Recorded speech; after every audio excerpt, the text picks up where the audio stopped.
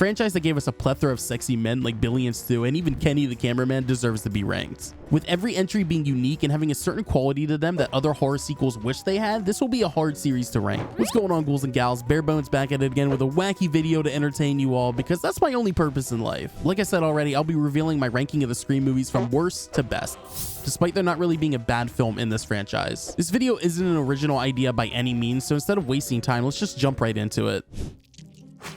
In last place, we have Scream 5, or Scream 2022 for the Zoomers. This entry was fun, but I just had too many issues with it. The legacy characters hijacked the third act, and the script itself felt weak in a lot of areas. Also, why the fuck is nobody ever discussing Richie being a literal pedophile? The film casually mentions Richie and Amber are dating and moves past it, and it seems everybody else just accepted it and moved on as well. Well, not me. I'm calling my friend Chris so he could track Richie down to insist he has a seat. What was your plan today?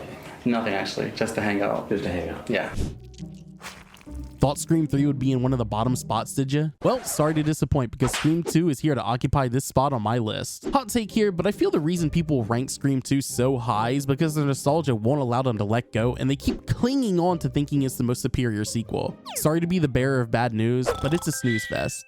I mean, I rewatched all of the Scream films lately, and honestly, this entry is down there for me. The chase scenes are the only thing that this film has going for it. Scream 2 just felt like they played it safe. Killing off Randy was definitely a decision, but everything else didn't hit like people says it does. I mean, the killer reveal is just awful, and I love Timothy Olyphant as much as the next skeleton, but he was barely in the film. So while it's a very solid horror flick, it's just not the best Scream film. Next up is Scream 3, and before rewatching every entry, it was actually much higher. To be honest, it was actually my second favorite of the franchise. What can I say that hasn't already been said? We got everything from iconic performances, a solo killer, Joe Swanson as a bodyguard, and a bad hair day. Isn't it just wonderful? It's a fun film that can be chaotic at times, but I do love it. And Scream 3 introduces us to the second killer in the franchise who has mommy issues. Scream 4 has over time slowly inched up my rankings and is now my third favorite in the franchise. Whenever I speak to anybody about this film, they either hate it or don't care for it. I'd say it's the most forgettable in the franchise, and I don't understand why. I mean, we got Emma Roberts going full psychopath in the third act. That's enough to rank it highly. The only reason it isn't ranked higher is because of the god-awful color grading they did. Everything just looks so damn yellow and glossy, and it's hard to ignore. It may be recency bias, but I loved Scream 6. Even with its fair share of issues, I enjoyed the hell out of this film. I'm super invested in the core 4, and is by far my favorite Roger Jackson performance as the voice of everybody's favorite mass killer. I could say so much, but I already made a review of Scream 6 that you should go check out now if you love me.